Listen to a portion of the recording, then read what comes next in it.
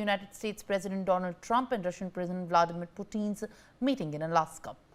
After the meeting with the Russian counterpart of USA President Donald Trump did not reach a deal to end the Russia's war in Ukraine after the talks in Alaska on Friday concluded, Putin claimed that he and Donald Trump have reached an understanding on Ukraine.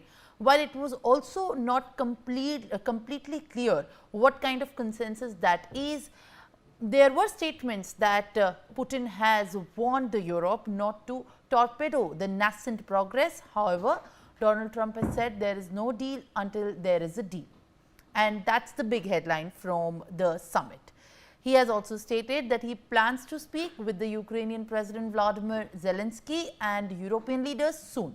The high-profile summit ended without an agreement or an end or to even pause the brutal conflict, the largest land war in Europe since 1945, which has raged for more than 3 years. The Russian leader repeated Moscow's long-held position that it is sincerely interested in putting an end to the war in Ukraine. But for that to happen, all the root causes of the crisis must be eliminated. He has added that he has agreed with the Trump on ensuring Ukraine's security and said that Moscow was ready to work on this. Without offering details, Donald Trump, who repeatedly spoke in the recent days about wanting to have a second meeting after the Alaska summit, said that he could see the possibility of his next meeting with Putin happening in Moscow next. Now, my colleague Riya Dwivedi will take us through how the world leaders are reacting on the summit. Riya, as there has been enough coverage as which details have come forward about the summit, how have the world leaders also reacted on the summit, and what more are you picking up? Yes, Simran. So first of all, I would like to show on my screen the main center point of discussion, which was Ukraine, and how Zelenskyy has reacted on that as well. So President of Ukraine, he took to social media platform X and wrote, on the day of negotiations, the Russians are killing as well. And that speaks volumes. Recently, we have discussed with the United States and Europeans that can truly work and everyone needs end to the war, and Ukraine is ready to work as productively as possible to bring the war to an end. And we count on a strong position from America. Everything will depend on this, and the Russians factor in American strength. Make no mistake. And again, he also wrote, we continue coordinating with our partners in Europe. The time difference with Alaska is 11 hours, so tomorrow will start early for everyone in Europe. So that's what he has said, and he is continuing a lot to talk about Russia must end the war that it itself started and has been dragging out for years. The killing must stop. A meeting of leaders is needed, and at the very least, Ukraine, America, and the Russian side, and it is precisely in such a format that effective decisions are possible. Security guarantees are needed. Lasting peace is needed.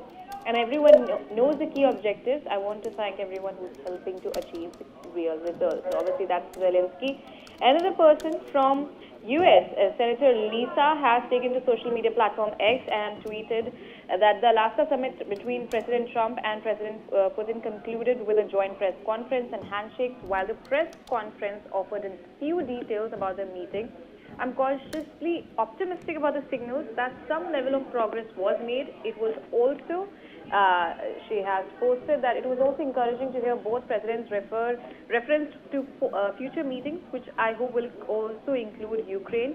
Ukraine must be part of any negotiated settlement and must freely agree to its term as we seek an end to the violent, unlawful war being waged against it. Another tweet by Chuck, who's this is Senator Chuck from New York, Senator and the Senate Democratic leader. He's just given a small one that reads, our fear is that the Trump-Putin meeting wasn't diplomacy, it was just theater. And he has also tweeted that today Donald Trump rolled out red carpet for authoritarian thug Putin, and instead of standing with Ukraine and our allies, Trump stood shoulder to shoulder with an autocrat that has terrorized the Ukrainian people and the globe for years.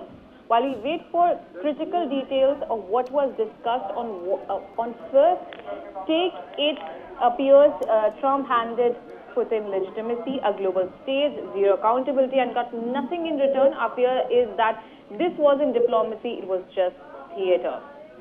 And this is the statement that has been made. Lastly, when we're talking about Hillary Clinton, she has stated that if Donald Trump negotiates an end to Putin's war on Ukraine without Ukraine having to cede territory, I will nominate him for a Nobel Peace Prize myself. And another thing that she tweeted was, Trump should know by now that he's not meeting with a friend of the United States today. He's meeting with an adversary who wants America's destruction and the end of the entire Western alliance. So those are the statements that have been made. Simran, back to studio.